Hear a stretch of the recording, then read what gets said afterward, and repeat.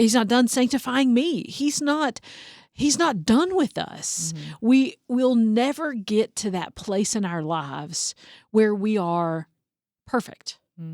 We'll never get to that place in our lives where God's not still going to wrestle with us with something where we're going to have to make a choice, whether it's him or the thing. Yeah. Hello there. You're listening to the Girl Talk Podcast. My name is Carol. I'm Kelly. I'm Tricia. What do you not want me to ask you about? I will never forget. So let me just say, a couple of years ago, I was in an accountability group, and that was one of the questions we had to ask each other every single Explain week. what that is, an accountability group. It's just people that you meet with to kind of see how you're doing and hold you accountable on the things that you say, you know, God is working on in you. And the question was, what do you not want me to ask you about? And that answer for me was very telling. That's why I brought it to the podcast today, because why do you think there is an area of our lives that we don't want people to ask us about? I can only speak for me. And I will say it is because I'm defending a choice I've made, I am justifying a behavior, or if I'm hiding sin. Those were the three areas that I would run to, and if I knew I was going to have to answer that question every week. Yeah. And so I might as well just quit playing church and show up, right? And so I thought, you know, why is there areas in my life that I'm not willing to share with a trusted accountability partner? It was because I was hiding sin, I was justifying a choice, or I was defending a decision I'd made. So I'll add to the list because I'm tired of talking about that thing. Because that thing I don't want to be defined by whatever that thing is. Yeah. And so. Which I would say that's kind of a healthy thing. It certainly can be, depending on what some of the underlying things are about it. But I want to move on. I want to move on. I want to move on from that. And I also think that there's times where, in my life, I can only speak to what in my life, but I have like a specific friend that I overshared with. At one point in time in my life, I overshared with this person. And so now this person, every time I see them, how's that thing? How's that thing? How's that thing? Oh, and you don't want to go back to I'm that like, thing. I don't want to go back to that thing. Yeah. I don't want to constantly pick that monkey back up and stick it on my shoulders. And so part of it, too, is I don't want to talk about it because I overshared with the wrong person, you know? Yeah, I think that's a different type of, I think that's actually a positive. That's a boundary, I would think. Yeah, that could be a be a positive thing. Yeah. Because sense. we don't want to be, you know, defined by things. What about you, TK? No, I thought the questions that you answered, the answers that you said. Defending, justifying, and hiding. Absolutely. Yeah. And the second you asked that question, I felt my defenses go up immediately. And for those very reasons. Yeah. Yeah. Like, are we going to have to share Yeah. our deepest, Are our you gonna confess, ask our that deepest, question? darkest No, sins? I You would first. Here's the thing. You don't want me to get going because I have been in. I really have been in the most intense time of pruning that I remember in my spiritual life. Oh, really? Over the last. Oh, wow. I'm going to say month and a half or so. Define pruning, though. God really going after the things in my life that I'd given myself a pass on. Oh. I don't want to make this about me, but when Lent started, I said, I felt God leading me to give up sugar. And I was like, okay, I'll give up sugar. I don't know if you know me or not, but I'm like 75% sugar. You know, like Yes, I love you it. are. I You are love sweet. sweets. I love Naturally. sweets. I love a chocolate chip cookie. I mean, is there anything better than a warm chocolate chip cookie? I mean, just you, all the things. And I was like, Lord, are you sure? And I even came into work and I told a couple of I was like, I don't think I can do this, but I feel like this is something I called to. So first week, I was a little grumpy at times. And so I worked through that. I sat down for the second week of my journey. And the Lord just put his, like, I don't know if you've ever had this experience, but I felt such a heaviness. Like, literally, there was something on my chest. Like, I just felt the heaviness. And he was like, Carol, you don't have a sugar problem. Does that mean I could have some sugar? He's like, you don't have a sugar problem. You have an idol problem. Ouch. He said, you don't have a sugar problem. You got a food problem. You got a a funny problem. You've got deflection problem. Like all these things that God started like pointing out in my walk that I've so far given myself a pass on. And I'm like, oh, that's just the way I am. I just say funny things. They just come right out. And God was like, no, you are running to those things for safety when you should run to me. You're running to food for safety when you should run to me. You're running for that funny comment to make everybody laugh so nobody will challenge you on that or so nobody will say anything about that. So he's been going after those. I mean, to the point I was like, can you not pay attention to Kelly or Tricia for a little while? Because this is getting hard. I mean, like he keeps peeling back things and like, no, you don't, that's not your problem. Like that is a symptom, but that's not your problem. You have an idol factory in your heart. I think Tim Keller said that originally. He's like, our hearts are idol factories. And if you're going to follow me, I want it all. And I won't stop until I get it. And I was like, well, there we go. You know. You know one of the things I love about this is you are an incredibly mature Christian in your walk with Christ. You've been at this for a really long time. God has used you in mighty, incredible ways. And yet, he's not done with you. That's true. He's not done sanctifying you. He's not done sanctifying me. He's not done with us. We will never get to that place in our lives where we are perfect. We'll never get to that place in our lives where God's not still going to wrestle with us with something where we're going to have to make a choice, whether it's him or the thing. Yeah. And yet he still lovingly comes back to us and says, I want more of you. I want you to live more for me. Even when you're a mature spiritual believer, he is still pursuing you, going deeper in relationship with him. And that's the kind of good, amazing God we serve. Sure. Exciting. It is very exciting that we're constantly being sanctified, I'm even glad though it y'all hurts. think it's exciting. Because it ain't real exciting where I'm sitting. Well, it also means he's got something for you. Right. Yeah, Like, that's so true. And he's using you in the midst Right. of it all, too. He's not done with you. Yeah. You know, it's not he wants more of you so that he can use more of you for his kingdom and so that you can rest more in him. Yeah. And be more fully and wholly his. Yeah. It's just beautiful. It's just a beautiful journey that you're on. I'm sorry it's hard. And thank you for sharing it. Yes. Oh, I pause in saying that because, I mean, I think there's, like, food is such a touchy subject with people. It's so hard because when you're a kid and you fall down and you scrape your knee, people come running. They give you a popsicle or some ice cream or, you know, that's always, that's like from early on how I learned to cope. And so through difficult times in my life, I can look back and see, that's what I ran to because that was safe. Yeah. And, you know, all that time, I wouldn't have said that was my problem. You know what I'm saying? I would have said, my problem is this bad thing happened to me, or I went through a divorce. And I would have said that was the problem. And the Lord was like, okay, you can say that all you want to, but the real problem is right here. And I think anytime that God does that, it's so humbling. Because I think we can get to a point where we think that we finally have it figured out and we know how to do this Christian walk. And for me, it was, I got to go to Israel. Y'all have both been on this trip. You know how life-changing that is. But I got back from Israel thinking, I have been a believer this long and there's so much I still don't know. Because it's like, if you ever get the opportunity to go, it's like drinking out of a fire hydrant. And I came back wanting to just soak in that experience, and God kind of said to me, okay, you've seen where I've stood. What's it going to take for you to give me all the things? Like, I don't want just part of you.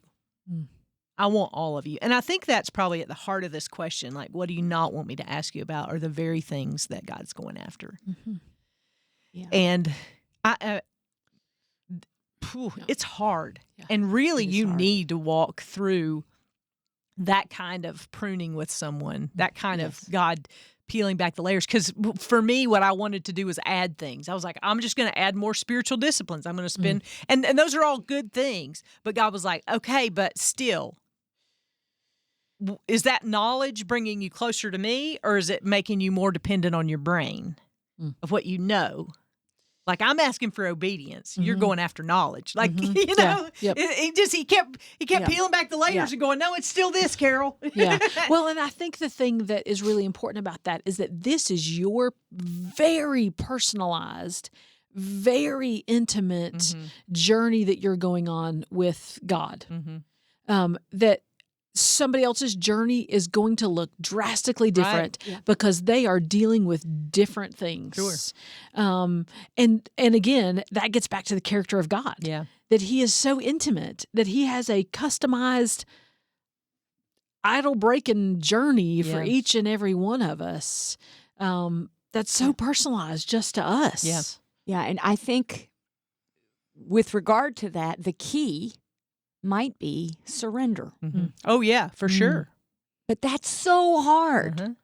So I won't go into mine, but there are things I don't want to talk about. There are lots of things that I don't want to talk about because I have idols too, 100%, and God is pointing them out and calling me to surrender them. I have an issue with control, the attempts at control, say even an addiction to control, trying to control the situation around me instead of surrendering to God. But that, I think surrendering could be another way of expressing, telling somebody about it. You know, don't ask me about this. I'm trying to protect it, but surrendering is like opening the door and allowing it to be seen. Right. Well, and we've said this before on the podcast, I'm sure, that whatever we drag into the light loses its power. Yes.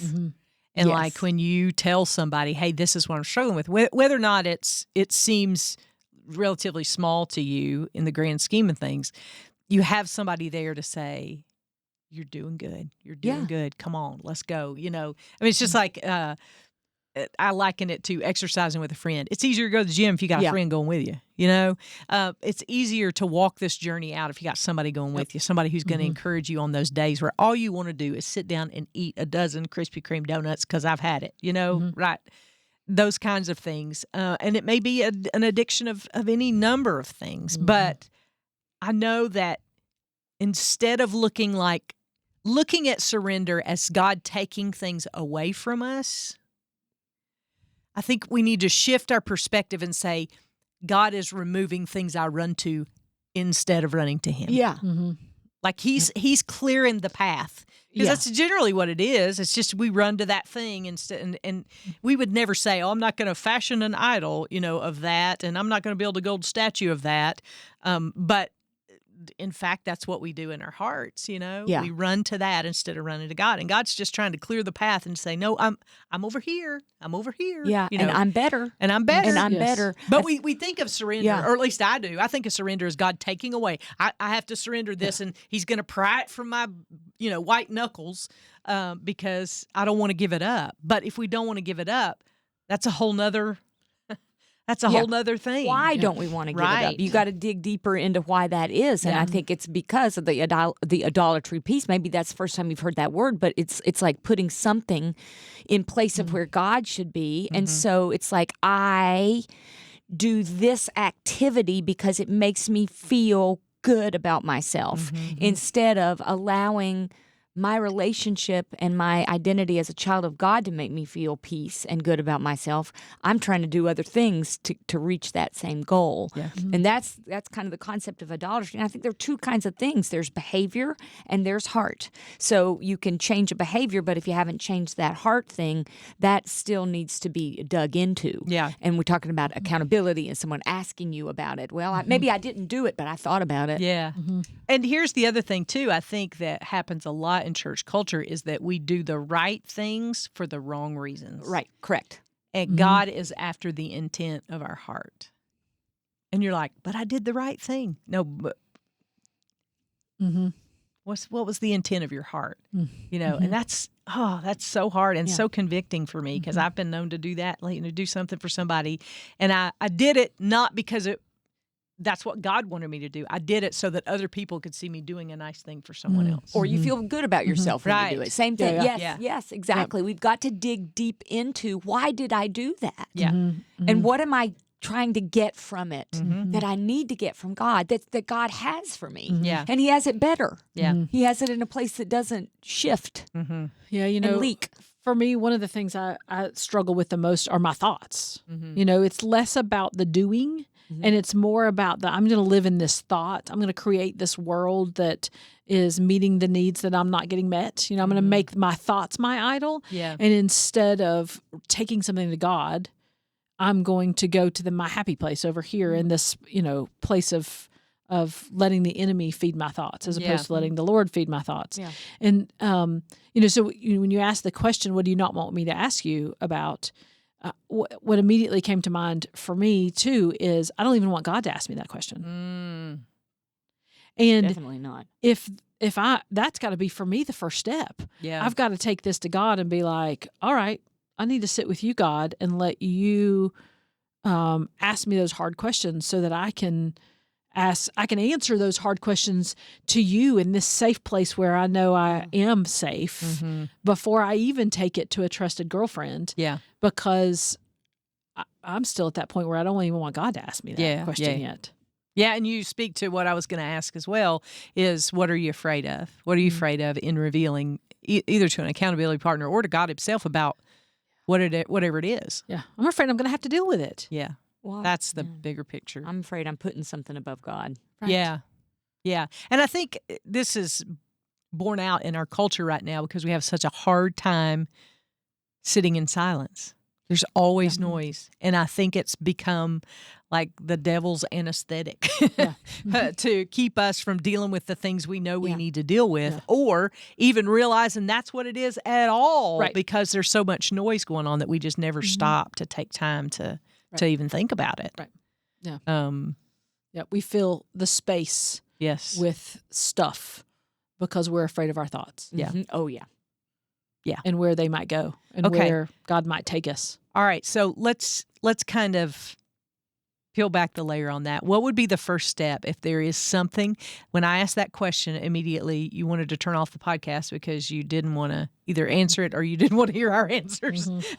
But where would you say, girlfriend, start right here? Like, what do you think is the first step to kind of coming out of the dark into the light? I would say first and foremost, talk about it to God in prayer. Just admit it in that way. Open up the communication about it. We're not surprising him. He already It's not knows. like he doesn't know. Yeah. Right? Yeah. Right? But when we bring it to him, we are involving him in the process of healing. Yeah. And inviting him to share with us a better way. And I think that I saw something like the difference between religion and relationship, and it makes me think about this. Religion says, oh no, I did something bad. Don't tell my dad. But relationship says, oh no, I'm in trouble. I got to go tell my dad. So the difference is running to the Father, not away from the Father. That's good. To try to get the help that you need. And we all need it. Yeah. And I think a lot of times too, it can start with just doing that, sitting in silence. And saying, God, what is it that I have in my life that's keeping me from being full in you? What is it if I don't know, or if I don't remember, or I don't even want to think about that? If I just sit in silence and go, okay, God, what is it? And then he brings that thing up and then you can't let it go. He won't let it go. Yeah. You've opened the door for God to work on that thing with you. And so he'll start working on it. You might the first time go, yep, nope, not talk about that. I'm just not talking about that. And do it again, because then he's going to bring it up again. Yeah. And sooner or later, you will talk about it with him. Well, and here's the thing. I mean, having gone through this process, number one, God's always right. That's something that you need to know going into this. And number two, the reason that he points it out is not for condemnation. Like, he only shines light where he's willing to heal. And so he's not condemning you for running to that. He's actually saying that's never going to fulfill you. Mm. And here's a better way. Here's the best way, right? Yeah. And so at the heart of those questions from God is relationship, is getting closer to him. Mm. And that's something we all say we want.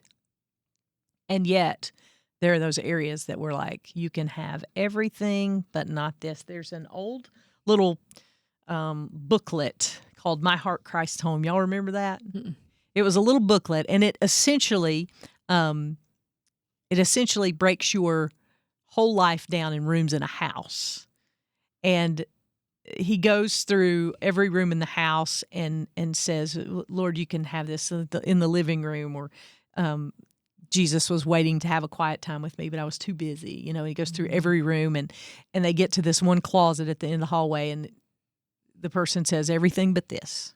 You can have everything but this.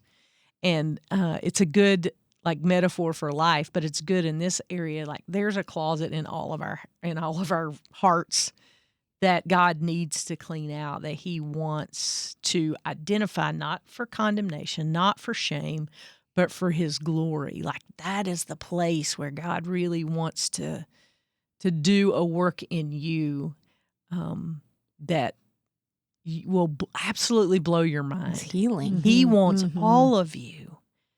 And I think I've heard that my whole life, but I'm actually like, this is street level. Hey, I'm living this right. He wants all of you. Mm. And anything less, he will not stop until he gets all of you, you know? And he wants it because the relationship just gets sweeter and sweeter. Mm-hmm. And I think we're all the justifying and all the defending and all the hiding, it's not worth it. Mm-hmm. Whatever it is, that's never going to satisfy you. That's never going to be, you're going to be like, okay, I'm finally feel good about this. Mm. But if you drag it into the light and let God heal you through it, man, it's powerful and it's real. And really, I believe that that's the key to winning a lot of our battles, is letting God uncover those places we've not surrendered to him. Yeah. Maybe ever. Well, and one of the things you said, too, is what am I afraid of? Yeah. And I know for me, one of the things I'm afraid of is having to do it on my own. Mm. That if I drag that thing out into the light, I'm going to have to solve something on my own. Mm. And that's so not the truth. Yeah. God is going to do the vast majority of the work. Yeah. God wants me to bring my piece to it, but God is the one that's all powerful. Mm-hmm. I have no power to do anything outside of what I can do inside of Christ. Mm-hmm. So we don't have to be afraid of that. Yeah. We can bring it out into the light and know that God's going to walk with us through that. Sure. We're not alone. Sure. Anything else y'all would add to the discussion of that area that you just can't seem to surrender? I think we all have them. Yeah, for sure. Yeah. And so don't feel condemned. Don't feel ashamed, because that's where we kind of all live. And that's why God lets us do this in community, so we can share these things, encourage one another, and lift each other up. And so if there's a way we can pray for you, we'd love to do that. You can email us at girltalk@thelightfm.org. You can get in touch on the Facebook page, and we want to say thank you to Patty for getting in touch. She said, I've been catching up on the Girl Talk podcast and have so enjoyed them. Really enjoyed the one on peace versus comfort. And she puts in parentheses, ouch, I'm guilty of the comfort zone. So am I. Yeah. Thank you for being so honest and open and helping people like me to better understand. Keep doing what you're doing. Y'all are truly a blessing. Thank you, Patty, so much for emailing us. We love you. And we're glad God is using this podcast. In fact, that's the whole reason we do it. We want people to come to know Jesus and then to grow in their relationship with him and then serve him with the gifts they've been given. That is the reason we exist. So before you leave today, if you would like, subscribe, or leave a message on whatever platform, wherever you listen to the podcast, that would help more people learn about the Girl Talk podcast, not for us, but for God's glory alone, because we want to share Jesus with everybody we can through this vehicle of podcasting. So if you do that before you left, we'd be so grateful. And who knows, we might say hello to you on a future podcast. Yeah. And you know what? We're going to see you next time we gather around these microphones for the next Girl Talk podcast.